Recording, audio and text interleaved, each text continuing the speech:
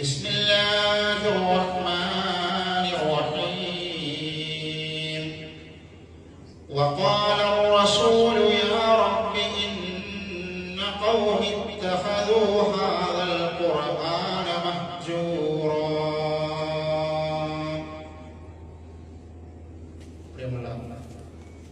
വിശ്വാസികളെ അല്ലാഹുവിന്റെ വിധിവിലക്കുകൾ ജീവിതത്തിന്റെ സമസ്ത മേഖലകളിലും പാലിച്ചുകൊണ്ട് യഥാർത്ഥ മുത്തഖികളായി ജീവിതം മുന്നോട്ട് കൊണ്ടുപോകണമെന്ന് ആദ്യമായി ഉപദേശിക്കുകയാണ്, വസീയത്ത് ചെയ്യുകയാണ്. അല്ലാഹു സുബ്ഹാനഹു വ തആല വിശുദ്ധ റമദാനിന്റെ ഓരോ പകലിലും രാത്രിയിലും നമ്മൾ ചെയ്യുന്ന എല്ലാ സൽക്രമങ്ങളും കബൂൽ ചെയ്യുമാറാകട്ടെ. അല്ലാഹുവിന്റെ പ്രവാചകൻ സ്വല്ലല്ലാഹു അലൈഹി വസല്ലം വിശുദ്ധ റമദാനിൽ കൂടുതൽ ചെയ്യാറുണ്ടായിരുന്ന അമലുകൾ വിശദീകരിക്കുന്ന കൂട്ടത്തിൽ പ്രവാചകന്റെ ജീവിതത്തിൽ കാണാൻ കഴിയുന്നത് പ്രവാചകനും സ്വഹാബികളുമൊക്കെ വിശുദ്ധ ഖുർആനുമായിട്ടുള്ള ബന്ധമാണ്, അതുമായി ബന്ധപ്പെട്ട കാര്യങ്ങളാണ് റമദാനിൽ അവർ കൂടുതൽ പരിശ്രമിച്ചത് എന്ന് ഹദീസ് ഗ്രന്ഥത്തിൽ കാണാൻ കഴിയും. വിശുദ്ധ റമദാനിന്റെ ഒരു പ്രത്യേകത, ശഹ്റു റമദാനിന്റെ ഒരു മഹത്വമായി ഖുർആൻ പരിചയപ്പെടുത്തിയത് തന്നെ ഖുർആൻ അവതരിച്ച മാസമാണ് എന്നതാണ്. സൂറത്തുൽ ബഖറയിൽ അല്ലാഹു സുബ്ഹാനഹു വ തആല നോമ്പിനെ കുറിച്ച് പറയുന്ന സ്ഥലത്ത് നോമ്പിനെ കുറിച്ച് ഒരു നിർബന്ധമാണെന്ന് പറഞ്ഞിട്ട് അല്ലാഹു പറഞ്ഞു, നോമ്പെടുക്കാൻ കഴിയാത്ത ആളുകൾ യാത്രക്കാരാണെങ്കിൽ അവര് മറ്റൊരു ദിവസം നോമ്പ് നോറ്റുകൂട്ടാം, രോഗികളാണെങ്കിലും അവർക്ക് വേറെ ദിവസം നോമ്പ് നോറ്റുകൂട്ടാം, നോമ്പ് നോറ്റുകൂട്ടാൻ കഴിയാത്ത ആളുകളാണെങ്കിൽ അവർക്ക് ഫിദിയ കൊടുക്കാം എന്നൊക്കെ അതിന്റെ അഹ്കാമുകൾ പറഞ്ഞിട്ട് അല്ലാഹു പറഞ്ഞു. നോമ്പിനെ കുറിച്ച് പറഞ്ഞപ്പോൾ അല്ലാഹു പറഞ്ഞു ശഹ്റു റമദാനല്ലദീ ഉൻസില ഫീഹിൽ ഖുർആൻ. പിന്നെ നോമ്പിൽ ശ്രദ്ധിക്കേണ്ടത് ഖുർആൻ ഇറങ്ങിയ മാസമാണ്. നോമ്പെടുക്കൽ നിർബന്ധമാണെന്ന് അല്ലാഹു പറഞ്ഞിട്ട് ഖുർആനിൽ അടുത്ത ആയത്തിൽ അല്ലാഹു പറയുന്നത് പിന്നെ നിങ്ങൾ ശ്രദ്ധിക്കേണ്ടത് ഇത് ഖുർആൻ ഇറങ്ങിയ മാസമാണ്, അല്ലാഹുവിന്റെ കൽപ്പനയാണ്. അപ്പൊ എന്ത് മനസ്സിലാക്കണം നമ്മൾ? വിശുദ്ധ റമദാനിൽ ഒരു മുഅ്മിൻ ഏറ്റവും അധികം കടന്ന് അവൻ ഏറ്റവും അധികം പരിശ്രമിക്കേണ്ടത് നോമ്പ് കഴിഞ്ഞാൽ പിന്നെ അവൻ ഏറ്റവും അധികം ബന്ധപ്പെട്ട ഖുർആനുമായി ബന്ധപ്പെട്ട, അതാണ് ഏറ്റവും വലിയ കാര്യം. ആ വിശുദ്ധ ഖുർആനിന്റെ പാരായണം, അതിന്റെ പഠനം, അത് മനഃപ്പാഠമാക്കുക, അതിന്റെ ആശയങ്ങൾ മനസ്സിലാക്കുക. ഇത് വിശുദ്ധ റമദാനിൽ കൂടുതൽ വേണമെന്നാണ് ഖുർആൻ നമ്മളോട് പറയുന്നത്. വിശുദ്ധ റമദാനിൽ അതിന്റെ ആദ്യത്തെ 10 അത് അവസാനിക്കാറായി, അതിന്റെ അവസാനത്തിലേക്ക് നമ്മൾ എത്താറായി. നമ്മൾ ഓരോരുത്തരും അള്ളാഹുവിന്റെ കൽപ്പനയാണല്ലോ ഖുർആൻ എന്ന റമദാൻ മാസമാണ് എന്ന്. ഈ വിശുദ്ധ റമദാൻ മാസത്തിൽ ഖുർആനുമായി നമ്മുടെ ബന്ധം എത്രയുണ്ട് എന്ന് നമ്മളൊന്ന് പരിശോധന, ഒരു ആത്മപരിശോധന നടത്തണം. ആദ്യത്തെ 10 കഴിഞ്ഞിട്ടില്ല, കഴിയാറായി നിൽക്കണം. ഈ ഒരു സമയത്ത് നമ്മള് മൊബൈലുമായി കളിക്കുന്ന സമയത്തല്ല, മൊബൈൽ ഉപയോഗിക്കുന്ന സമയം ഇതിന്റെ ഒരു പകുതിയെങ്കിലും ഖുർആനുമായിട്ട് ഖുർആൻ ഉപയോഗിച്ചോ എന്ന് നമ്മളൊന്ന് ഒരു പരിശോധന നടത്തണം. എത്രയായി നമ്മൾ ഓതി, എത്ര പഠിച്ചു, ഇന്നേക്കുള്ള ഈ നോമ്പുമായി ബന്ധപ്പെട്ട് പരിശോധിക്കുമ്പോൾ എത്ര നമ്മൾ ഓതി. ഒരു പ്രാവശ്യം ഓതി തീർത്ത ആളുകൾ ഉണ്ടാകും. പകുതിയെങ്കിലും ഓതാൻ നമ്മളെ കൊണ്ട് കഴിഞ്ഞോ എന്നത് നമ്മൾ സ്വയം പരിശോധിക്കണം. എത്ര ജുസ്ആയി, പകുതിയായോ, മുഖാഭാഗമായോ, അതല്ല തീർന്നോ, തുടങ്ങിയോടെ തന്നെയാണ് ഉള്ളത്, ഒരു ജുസ്ഇലാണ്, 2 ജുസ്ഇലാണ്, ഒന്നുമില്ലേ എന്നതൊക്കെ നമ്മൾ സ്വയം പരിശോധിക്കും. കാരണം ഈ ഒരു സാധനം നമ്മൾ ഓരോ ദിവസത്തിലും ഉപയോഗിക്കണമെങ്കിൽ നിർബന്ധമാണ്. നമ്മളെ എല്ലാ സമയത്തിന്റെ ഉള്ളിലാണ്.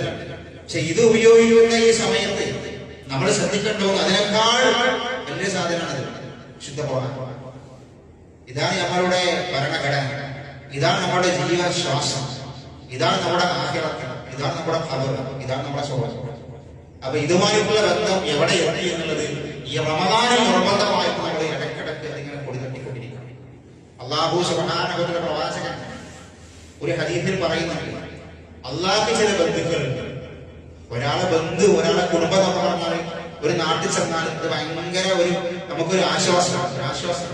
നമ്മളൊരു അറിയാത്ത നാട്ടിൽ എത്തിക്കഴിഞ്ഞാൽ എന്റെ ബന്ധുക്കൾ അവിടെ ഉണ്ട്, എന്റെ കുടുംബക്കാർ അവിടെ ഉണ്ട് എന്ന് പറഞ്ഞാൽ നമുക്കൊരു ആശ്വാസമാണല്ലോ. കാരണം നമുക്ക് അവിടെ ഒരു ബുദ്ധിമുട്ടും വരില്ല. പക്ഷെ അള്ളാഹുവിന് ചില കുടുംബങ്ങളുണ്ട്, അള്ളാഹുവിന് ചില ബന്ധുക്കളുണ്ട് എന്ന് ഖാല റസൂലുള്ളാഹി സ്വല്ലല്ലാഹു അലൈഹി വസല്ലം. അല്ലാഹുവിന്റെ റസൂൽ പറഞ്ഞു, ഇന്ന ലില്ലാഹി അഖരീന ഫിൽ അർദ്, അള്ളാഹുവിന് ഈ ഭൂമിയിൽ ചില ബന്ധുക്കളുണ്ട്. അപ്പൊ സ്വഹാബികൾ ചോദിച്ചു, മൻഹും യാ റസൂലല്ലാഹ്, ആരാണ് ഈ അള്ളാഹുവിന്റെ കുടുംബങ്ങൾ എന്ന് പറഞ്ഞാൽ അതാണ്? അപ്പൊ അള്ളാഹുവിന്റെ റസൂൽ പറഞ്ഞു, അഹ്ലുൽ ഖുർആനി വ ഖാസ, അത് ഖുർആനിന്റെ ആളുകളാണ്, ഖുർആനുമായി ബന്ധപ്പെടുന്ന ആളുകളാണ്. അവര് പരലോകത്തിലേക്ക് വരുമ്പോൾ അള്ളാഹുവിന്റെ കുടുംബങ്ങളിൽപ്പെട്ടവരാണ്. അവർക്ക് പരലോകത്ത് അപരിചിതം ഉണ്ടാവില്ല, പേടിക്കേണ്ട ആവശ്യം ഉണ്ടാവില്ല. കാരണം അവരെ സംരക്ഷിക്കാൻ അള്ളാഹുവിന്റെ കലാമാണ്, അള്ളാന്റെ സൃഷ്ടിയല്ല. അള്ളാന്റെ കലാമാണ്. ഈ കലാം നാളെ പരലോകത്ത് അള്ളാഹുവിന്റെ കോടതിയിൽ ഇതിന് ഈ ഖുർആനുമായി കെട്ടിമറിഞ്ഞ ആളുകളുണ്ടാവും. അവർക്ക് സംരക്ഷകനായി വരുമെന്ന് അള്ളാഹുവിന്റെ പ്രവാചകൻ സ്വല്ലല്ലാഹു അലൈഹി വസല്ലം ഹദീസിൽ പഠിപ്പിക്കും. അതുകൊണ്ട് നല്ല വട്ടം നമ്മൾ ഖുർആനുമായിട്ട് ബന്ധപ്പെട്ട ഖുർആൻ ഓതുക. അത് വെറുതെ ഓതി കൊടുക്കാൻ മാത്രമല്ല, വെറുതെ ഇതൊക്കെ പ്രതിഫലം, ഓരോ ഹർഫിനും പ്രതിഫലം, ഓരോ ഹർഫിനും പ്രതിഫലം. നമ്മൾ ചെയ്യേണ്ടത് റമദാനിൽ നമ്മുടെ കുടുംബങ്ങളെയൊക്കെ, കുട്ടികളെ, നമ്മുടെ ഭാര്യമാര്, ഉമ്മമാര്, സ്ത്രീകള്, സഹോദരങ്ങൾ എല്ലാവർക്കും ഖുർആൻ ഓതാൻ പ്രചോദിപ്പിക്കും. ഈ റമദാനിന്റെ മഹത്വം തന്നെ അതാണ്. ഖുർആനുമായിട്ട് ഇങ്ങനെ ഏത് സമയത്തും ഖുർആനായിരിക്കും. ഖുർആൻ റമദാൻ കഴിയുമ്പോഴേക്ക് അതിന്റെ കുറെ ഭാഗങ്ങൾ പഠിക്കാനും ഓതാനും അത് മനസ്സിലാക്കാനും നമ്മളെ കൊണ്ട് കഴിയണം. അള്ളാഹുവിന്റെ പ്രവാചകൻ സ്വല്ലല്ലാഹു അലൈഹി വസല്ലം വിശുദ്ധ ഖുർആൻ ഓതുന്നതിന്റെ ചില രൂപങ്ങൾ നമ്മളെ പഠിപ്പിച്ചിട്ടുണ്ട്. വിശുദ്ധ ഖുർആൻ ഓതുമ്പോൾ നമ്മൾ ശ്രദ്ധിക്കേണ്ട ഒന്ന്, ചിലപ്പോൾ ചില ആളുകളൊക്കെ ഖുർആൻ ഓതുന്നത് ഇങ്ങനെ നന്നായിട്ട് സ്പീഡിൽ ഒരു ശ്രദ്ധയില്ലാതെ അങ്ങനെ ഒരു ഓട്ടോമാറ്റിക് യന്ത്രങ്ങളല്ല, നമ്മൾ മനസ്സിലടങ്ങിട്ടോ. അത് നമ്മൾ ഇത് പഠിച്ചോണ്ട കലാമാണ്, പഠിച്ചോണ്ട ഇത് ഭയങ്കര ആദരിക്കേണ്ട ഒരു സംഗതിയാണ് ഈ കലാം എന്ന് പറഞ്ഞാൽ. ഇതിന്റെ മുകളിൽ വേറെ പുസ്തകം വെക്കാൻ പറ്റൂല, ഈ ഖുർആനിന്റെ മുകളിൽ വേറെ ഒരു കിതാബ് വെക്കാൻ പറ്റൂല, ഒരു കിതാബ് വെക്കാൻ പറ്റൂല. വേറെ ഖുർആൻ ഇതിന്റെ മുകളിൽ കൊണ്ടുവന്നോ, വേറെ ഒരു ഖുർആൻ ഇതിന്റെ മുകളിൽ വെക്കാൻ, ഒരു തഫ്സീർ പോലും വെക്കാൻ പറ്റൂല, ഒരു തഫ്സീർ പോലും വെക്കാൻ പറ്റൂല. വേറെ ഖുർആൻ ഇതിന്റെ മുകളിൽ വെക്കാം, ബാക്കിയുള്ള പുസ്തകങ്ങളൊക്കെ ഇതിന്റെ അടിയിൽ വെക്കാൻ പറ്റുള്ളൂ. അത്രയും മഹത്തരമായ ഖുർആൻ ഇത് നമ്മുടെ കയ്യിലുണ്ട്. ഇത് നെഞ്ചോട് ചേർത്താൽ നമ്മൾ ആ ഖുർആനെ കുറിച്ച് മുഹദ്ദിസുകൾ വിശദീകരിക്കുകയാണ്. എല്ലാ സംഗതിയും വലത് കൈകൊണ്ട്, നല്ല കാര്യങ്ങളൊക്കെ വലത് കൊണ്ട് തുടങ്ങാനാണ് നല്ലത്. അപ്പൊ ഖുർആൻ എടുക്കുമ്പോ വലത് കൈ കൊണ്ട് എടുക്കുക, അതൊരു സുന്നത്താണ്. അത് കുട്ടികളെ സംഗതി. ഖുർആൻ എടുക്കുമ്പോ വലത് കൈ കൊണ്ട് എടുക്കുക. ഖുർആനുള്ള സ്ഥലത്തേക്ക് ഇങ്ങനെ, ഖുർആൻ വെച്ച സ്ഥലത്തേക്ക് ഇങ്ങനെ കാലിൽ കൂടി കിടക്കരുത്. അത് അതിനോടൊരു പ്രവർത്തികളാണ്. ചിലപ്പോൾ നമ്മളിങ്ങനെ കാലിൽ നിൽക്കുമ്പോൾ ഖുർആന്റെ മുന്നിലേക്ക് കാലിൽ കെട്ടിങ്ങനെ നമ്മളെ കാലിലേക്ക് ഖുർആൻ അതൊക്കെ മര്യാദക്കാണ്, അത് ശരിയല്ല. അത്രയും പവിത്രമായ ഒരു ഗ്രന്ഥം ലോകത്തിലേക്ക് ഇത് മാത്രമേ ഉള്ളൂ. ആ ഖുർആൻ നമ്മുടെ വീടുകളിലും പള്ളികളിലും നമ്മുടെ ഇഷ്ടംപോലെ ഇത് നമുക്കുള്ള സ്വർഗത്തിലേക്കുള്ള വഴിയാണ്. അത് കഴിവിന്റെ പരമാവധി നമ്മളെ നെഞ്ചോട് ചേർത്ത് കഴിഞ്ഞാൽ പരലോകത്ത് സ്വർഗത്തിലേക്ക് അത് കാരണമാകുമെന്ന് അള്ളാഹുവിന്റെ റസൂൽ പറയാം. അത് പഠിച്ച് മനനം ചെയ്തോളാം. ഒരിക്കലും അള്ളാഹുവിന്റെ പ്രവാചക സഹാബിയായ അബ്ദുല്ലാഹിലേക്ക് ഒരാൾ വന്നുകൊണ്ട് പറഞ്ഞു, ഇബ്നു മസ്ഊദ്, ഞാൻ ഒരു റക്അത്തിൽ മുഫസ്സൽ മുഴുവനും ഓതിയ, ഖുർആനിലെ മുഫസ്സൽ മുഴുവനും ഓതിയ, ഖുർആനിലെ ഓരോ ഭാഗത്തിന് ഓരോ പേരുകളുണ്ട്. മുഫസ്സൽ മുഫസ്സൽ എന്ന് പറഞ്ഞാൽ സൂറത്ത് ഹുജറാത്ത് മുതൽ നാസ് വരെയുള്ള ഭാഗങ്ങളാണ്. ഒരൊറ്റ റക്അത്തിൽ ഞാൻ മുഫസ്സൽ മുഴുവൻ ഓതുന്നു പറഞ്ഞു. അപ്പോ ഇബ്നു മസ്ഊദ് ഇദ്ദേഹത്തോട് ചോദിക്കാണ്, അപ്പൊ എന്തെങ്കിലും ചെയ്യുന്നു ചോദിച്ചു. ഈ കവിത സ്പീഡിൽ ട്യൂണിൽ പാടും, അതുപോലെ പാടി പോകലാണെന്ന് ചോദിച്ചു. ഒരൊറ്റ റക്അത്തിൽ ഇപ്പൊ ഇതൊക്കെ പാടെ ഓതി നിസ്കരിക്കലുണ്ടെന്ന് പറഞ്ഞാല് എത്ര സമയമാണ്? അപ്പൊ നിങ്ങളെന്താ ഈ കവിത സ്പീഡിൽ പാടുന്നത് പോലെ പാടിപ്പോകലാണെന്ന് ചോദിച്ചു. എന്നിട്ട് ഇബ്നു മസ്ഊദ് അദ്ദേഹത്തോട് പറഞ്ഞു കൊടുക്കാണ്, ഈ മണലുണ്ടല്ലോ അതിങ്ങനെ വാരി അറിയുന്നത് പോലെ അങ്ങനത്തെ പോലെ അങ്ങനെ പോകാൻ പാടില്ല. ഖുർആൻ ഓതുമ്പോ അള്ളാഹ് പറഞ്ഞ നബിയോട് സാവകാശം ഓതണം. ഇതിനൊരു ഹുർമത്തുണ്ട്, ഒരു ഹുർമത്തുണ്ട്. ഇത് നമ്മളിങ്ങനെ വേറെ വല്ല പുസ്തകങ്ങൾ വായിക്കുന്നത് പോലെ വേണമെങ്കിൽ അല്ലെങ്കിൽ നമ്മളെ ഇഷ്ടം പോലെ അങ്ങനെയല്ല. ഇതിന് നിയമങ്ങളുണ്ട്, അതിന് ഹുർമത്തുണ്ട്. അത് സാവകാശം കാരണം ചെയ്യണം. എന്നിട്ട് വീണ്ടും അദ്ദേഹത്തോട് പഠിപ്പിച്ചു കൊടുക്കാം, നിങ്ങൾ ഒരിക്കലും തന്നെ കവിത പാടുന്നത് പോലെ സ്വയം ഒരു മര്യാദ ഇല്ലാതെ ഖുർആൻ വായിച്ചു പോകരുത് എന്ന് ഓതുമ്പോ പല അത്ഭുതങ്ങളും പറയുന്നുണ്ടാവും, പല അത്ഭുത സംഭവങ്ങളും. അവിടെ നിങ്ങൾ ആയത്ത് നോക്കണം. എന്തിനാണ്? അതൊക്കെ ഒന്ന് മനസ്സിലാക്കി വായിച്ച് പഠിച്ചു പോകണം. മാത്രമല്ല ഖുർആൻ ഓതുമ്പോൾ ആ ഖുർആൻ കൊണ്ട് നിങ്ങളുടെ കൽബുകൾ ചലിക്കണം.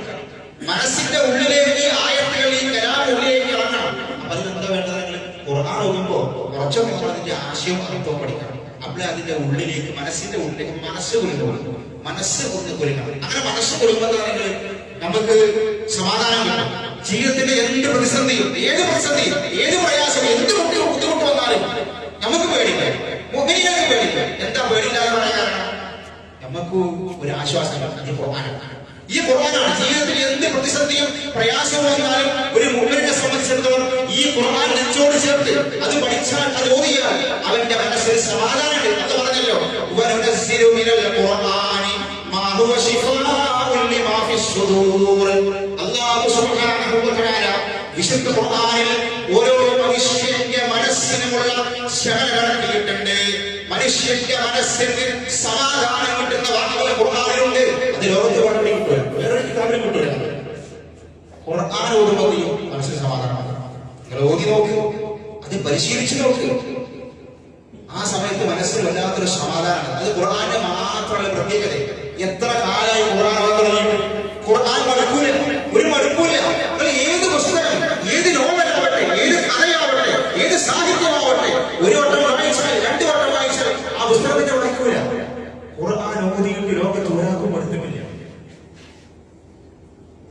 അതിനെന്താ ഉദാഹരണം? നമ്മളെല്ലാവരും ഉദാഹരണമാണ്. നമുക്ക് മടുക്കില്ലല്ലോ, വീണ്ടും വീണ്ടും ഓതില്ല. ഓതിയ സൂറത്തുകൾ ഓരോ ദിവസവും നമുക്ക് അത്ഭുതങ്ങളാണ്. വീണ്ടും വീണ്ടും ഖുർആനിലെ ഒരു പ്രോത്സാഹനമാണ്. ഖുർആനോട് കിടപിടിക്കുന്ന ഒന്നും ലോകത്ത് വരെ വന്നിട്ടില്ല എന്ന് അള്ളാഹുവിന്റെ കലാമ് തന്നെ സാക്ഷ്യപ്പെടുത്തുക. അപ്പൊ ഇതിന്റെ അർത്ഥം അറിഞ്ഞു ഓതുമ്പോഴാണെങ്കിൽ മനസ്സിന് വല്ലാത്തൊരു ഇളക്കമുണ്ടാവും. അർത്ഥം പഠിക്കും. അള്ളാഹുവിന്റെ പ്രവാചകന്റെ ജീവിതത്തിൽ പ്രവാചകന്റെ സ്വഹാബികൾ വിശുദ്ധ ഖുർആനിന്റെ ആയത്തുകൾ അവരുടെ അർത്ഥം അറിയുന്നത് കൊണ്ട്, അതിന്റെ ആശയം മനസ്സിലാക്കുമ്പോൾ അവരുടെ ജീവിതം മാറുകയാണ്. ഒരൊറ്റ ആയത്ത് വിശുദ്ധ ഖുർആനിലെ സൂറത്ത് ആലി ഇംറാൻ 3-ാമത്തെ വചനത്തിലെ ഒരു ആയത്ത് ചരിത്രം ശ്രദ്ധിച്ച ആയത്താണ്. റബീഉൽ അവ്വൽ 12 മുസ്ലിമീങ്ങൾക്ക് ഒരിക്കലും മറക്കാൻ കഴിയാത്ത ദിവസം, ഒരിക്കലും മറക്കാൻ കഴിയില്ല. കാരണം എന്താണ്? നബിയുടെ സ്വഹാബികൾ മുഴുവനും കരഞ്ഞ, നബിയുടെ മദീന മുനവ്വറ മുഴുവനും കരഞ്ഞ,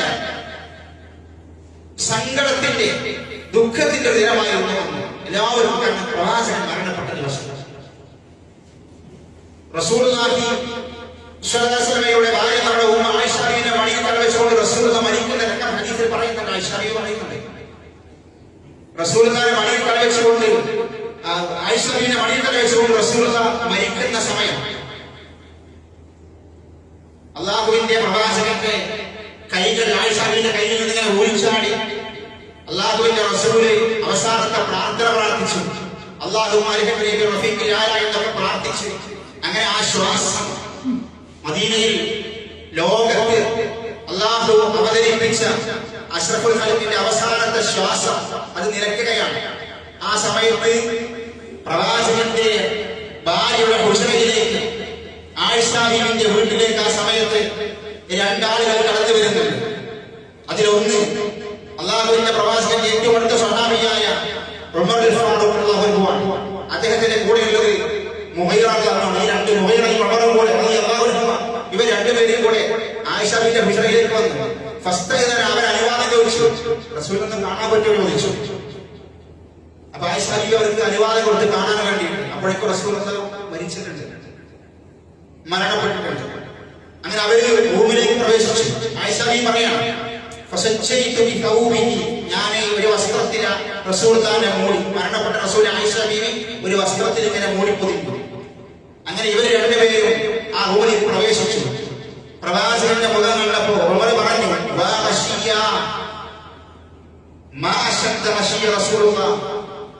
ഉമർ ഫാറൂഖ് പറഞ്ഞു, റസൂല് ബോധം കെട്ട് കിടക്കണം. റസൂൽ മരിച്ചതൊന്നുമല്ല, റസൂല് ബോധം കെട്ട് കിടക്കണം. മുഗീറ ഒന്നും വേണ്ടിയില്ല. അങ്ങനെ ആ മുഖം കണ്ടുകൊണ്ട് ആയിഷ ബീവിയുടെ ഹുജറയിൽ നിന്ന് അവർ മടങ്ങി വരുമ്പോ ആ റൂമിന്റെ ഡോറിന്റെ അടുക്കലേക്ക് എത്തിയപ്പോൾ ഉമർ ഫാറൂഖിന്റെ കൂടെയുള്ള മുഹൈറ റളിയല്ലാഹു പറഞ്ഞു, യാ ഉമർ മാത റസൂലുള്ളാഹി സ്വല്ലല്ലാഹു അലൈഹി വസല്ലം. ഉമറേ, റസൂലുള്ളാഹി മരിച്ചിട്ടുണ്ട്. ഉമർ അപ്പോൾ വിശ്വസിക്കില്ല, റസൂലുള്ളാഹി മരിച്ചിട്ടുണ്ട്. അത് കേട്ടപ്പോൾ ഉമർ ഫാറൂഖിന് ദേഷ്യം വന്നു. ഉമർ ഫാറൂഖ് പറഞ്ഞു, നീ കള്ളനാണ്. മുഹൈറ വലിയ സ്വഹാബിയാണ്, വികാരധീരനായ ഉമർ ഫാറൂഖ്. റസൂലുള്ളാഹി മരിച്ചിട്ടില്ല, നീ കള്ളനാണ്. അത് കഴിഞ്ഞ് അവർ പുറത്തേക്കിറങ്ങി. ഉമർ ഫാറൂഖ് പറയണം, അല്ലാഹുവിന്റെ റസൂൽ മരിക്കൂല എന്ന് പറഞ്ഞ് ഉമർ ഫാറൂഖ് വീണ്ടും വിശദീകരിക്കണം. ആ സമയത്ത് അല്ലാഹുവിന്റെ പ്രവാചകന്റെ ഖലീൽ റസൂലുള്ളാഹിയെ ഏറ്റവും അടുത്ത സ്വഹാബി സിദ്ദീഖുൽ അക്ബർ അവർ ഉണ്ടായിരുന്നില്ല. അദ്ദേഹം മദീനയിലെ അവാലിയിൽ അദ്ദേഹത്തിന്റെ ഒരു ഭാര്യയുടെ വീട്ടിലായിരുന്നു. ഈ മരണവാർത്ത അറിഞ്ഞിട്ട് അദ്ദേഹം അങ്ങോട്ട് വരികയാണ്. അങ്ങോട്ട് വന്നു, നേരെ വന്ന് ഹുജറയിലേക്ക് പ്രവേശിച്ചു. ഹുജറയിലേക്ക് പ്രവേശിക്കാൻ സിദ്ദീഖ് അക്ബർ അനുവാദം ചോദിക്കേണ്ട ആവശ്യമില്ല. മോളാണ്, ആയിഷ ബീവി മോളാണ്. നേരെ കയറി വന്നു. അല്ലാഹുവിന്റെ പ്രവാചകനിലേക്ക് നിന്നു.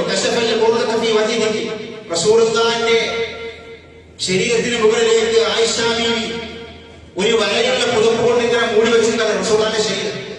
അത് സിദ്ദീഖുൽ അക്ബർ അതിങ്ങനെ മുഖത്ത് അതിങ്ങനെ നീക്കിയിട്ട് ആ മുഖത്തേക്ക് നോക്കിയിട്ട് സിദ്ദീഖുൽ അക്ബർ പ്രഖ്യാപിക്കണം, ഇന്നാ ലില്ലാഹി വ ഇന്നാ ഇലൈഹി റാജിഊൻ. ഇന്നാ ലില്ലാഹി വ ഇന്നാ ഇലൈഹി റാജിഊൻ. റസൂലുള്ളാഹി മരിച്ചിട്ടുണ്ട് എന്ന് അവിടുന്ന് ആ കരി പറഞ്ഞിട്ട് പറഞ്ഞു, റസൂലുള്ളാഹി മരിച്ചിരിക്കുന്നു എന്ന് സിദ്ദീഖുൽ അക്ബർ പ്രഖ്യാപിച്ചിട്ട് പ്രവാചകന്റെ മുഖത്തേക്ക് വീണു. റസൂലുള്ളാഹിയെ രണ്ട് കണ്ണുകൾക്ക് ചുംബിച്ചു. എന്നിട്ട് തല ഉയർത്തി. സിദ്ദീഖുൽ അക്ബർ അത് സഹിക്കുന്നില്ല, റസൂലുള്ളാഹി മരണപ്പെട്ടത്. വീണ്ടും റസൂലുള്ളാഹിയുടെ മുഖത്തേക്ക് വീണു. വാ സഫിയ എന്ന് പറഞ്ഞ് വീണ്ടും വീണു. വീണ്ടും കരയാ സിദ്ദീഖുൽ അക്ബർ. മൂന്നാമതും അല്ലാഹുവിന്റെ പ്രവാചകന്റെ മുഖത്തേക്ക്, വാ ഖലീല, എന്റെ ഖലീലാണല്ലോ മരണപ്പെട്ടത്. വീണ്ടും സിദ്ദീഖുൽ അക്ബർ റസൂലുള്ളാഹിയുടെ മുഖത്തേക്ക് വീണ് കരയാണ്.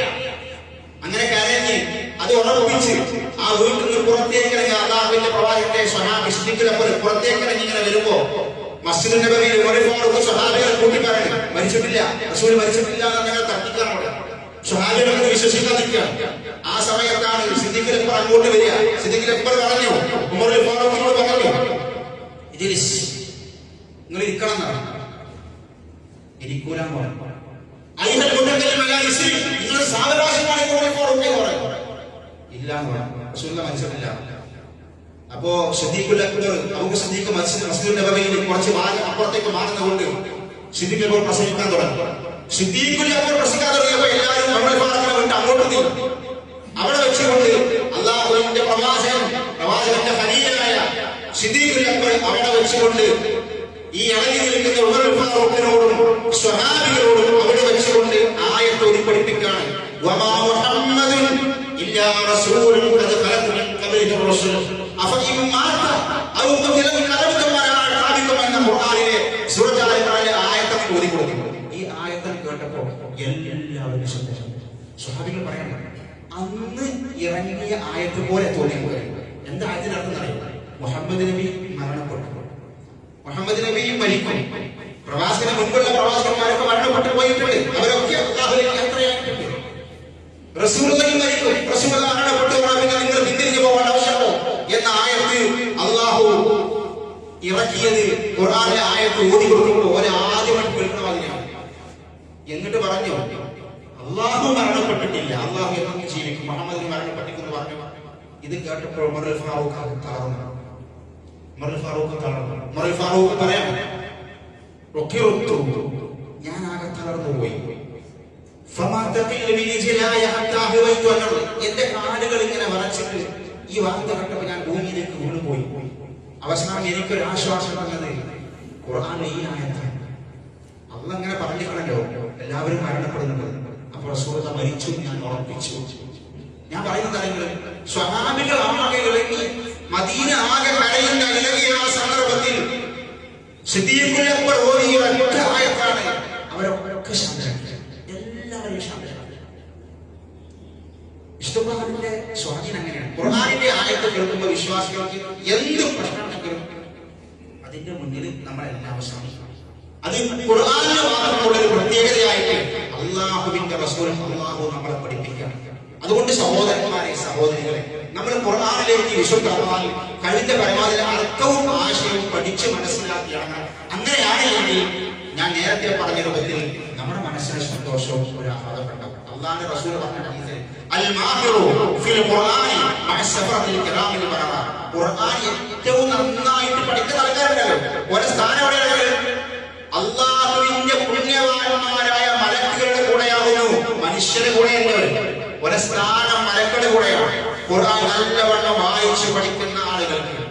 അതുകൊണ്ട് സഹോദരന്മാരെ, സഹോദരികളെ, വിശുദ്ധ റമദാനിൽ നന്നായി ഖുർആൻ പഠിക്കാനും അതിന്റെ ആശയം പഠിക്കാനും മനഃപ്പാഠമാക്കാൻ നമ്മൾ ശ്രമിക്കുക. അല്ലാഹു സുബ്ഹാനഹു വ തആല നമുക്കതിന് തൗഫീഖ് നൽകുമാറാകട്ടെ.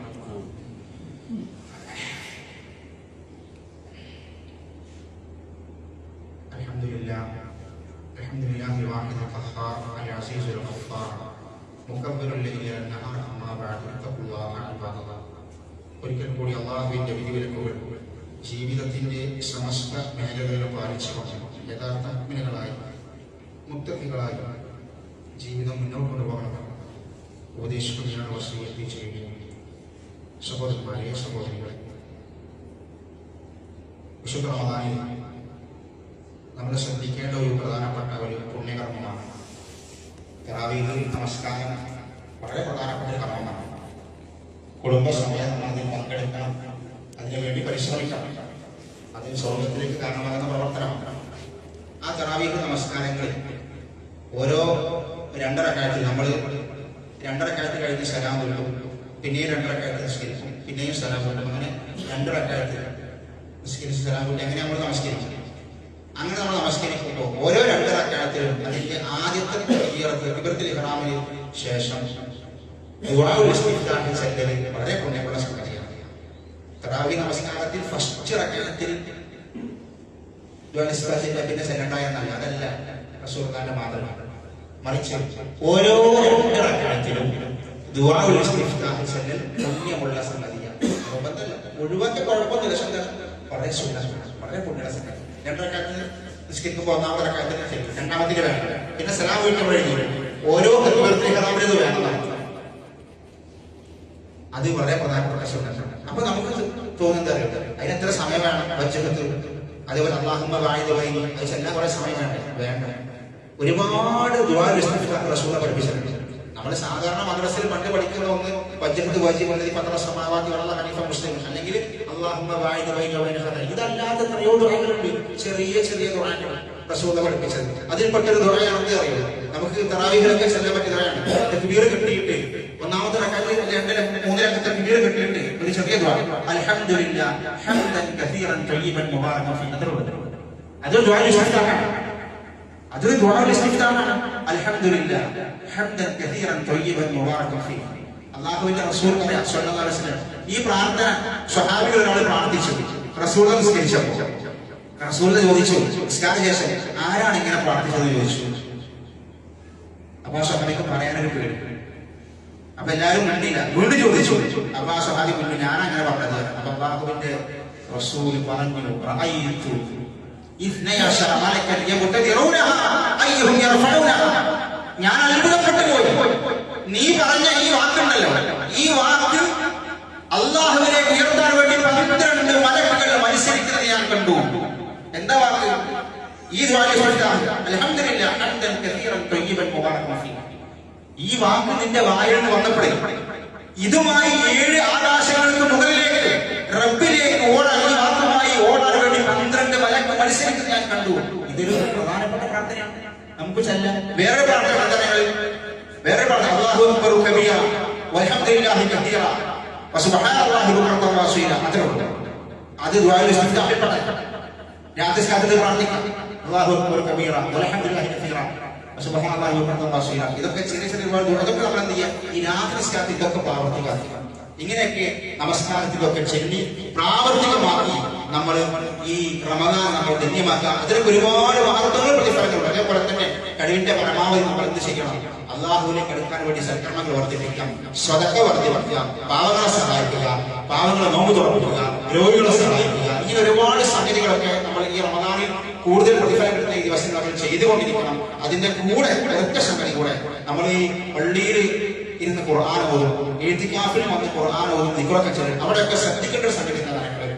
പള്ളിയിൽ ഖുർആൻ ഓതുന്നവരാണെങ്കിലും ദിക്ർ ചെല്ലുന്നവരാണെങ്കിലും നമസ്കാരക്കാർക്ക് ഉപദ്രവമുണ്ടാകുന്ന രൂപത്തിൽ പള്ളിയിൽ വെച്ച് ഖുർആൻ ഓതരുത്. അത് പ്രത്യേകം സ്വഹാബികൾ പഠിപ്പിച്ചു വന്നു.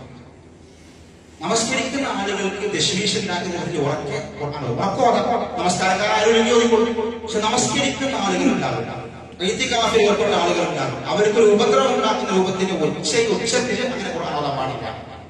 കാരണം നമസ്കാരത്തിന് ബന്ധം വരുത്താൻ പാടില്ല. അപ്പൊ ആ രൂപത്തിൽ അതൊക്കെ നമ്മൾ ശ്രദ്ധിച്ച് അമലുകൾ വർദ്ധിപ്പിച്ച് സൽക്രമങ്ങൾ വർദ്ധിപ്പിച്ച് റമദാനെ ധന്യമാക്കുക. അല്ലാഹു സുബ്ഹാനഹു വ തആല നമുക്ക് തൗഫീഖ് നൽകുമാറാവട്ടെ. നമ്മൾ ഈ വന്നു പോയിരിക്കുന്ന ഒരുപാട് പാപക്കടകൾ അല്ലാഹു സുബ്ഹാനഹു വ തആല അവന്റെ റഹ്മത്ത് നമുക്ക് പുറത്തു മാറാവട്ടെ. ഒരുപാട് കഷ്ടപ്പെടുന്ന രോഗികളുണ്ട്, പ്രയാസങ്ങളിക്കുന്ന ആളുകളുണ്ട്. അല്ലാഹു സുബ്ഹാനഹു വ തആല അവന്റെ റഹ്മത്ത് കൊണ്ട് അവർക്കെല്ലാവർക്കും ശിഫയും സമാധാനം നൽകുമാറാവട്ടെ. اللهم اغفر للمؤمنين والمؤمنات والمسلمين والمسلمات الاحياء منهم والاموات انك مجيب دعوات يا قاضي الحاجات. اللهم اجرنا من النار، اللهم اجرنا من النار. اللهم اعز الاسلام والمسلمين واذل الشرك والمشركين. اللهم يا مقلب القلوب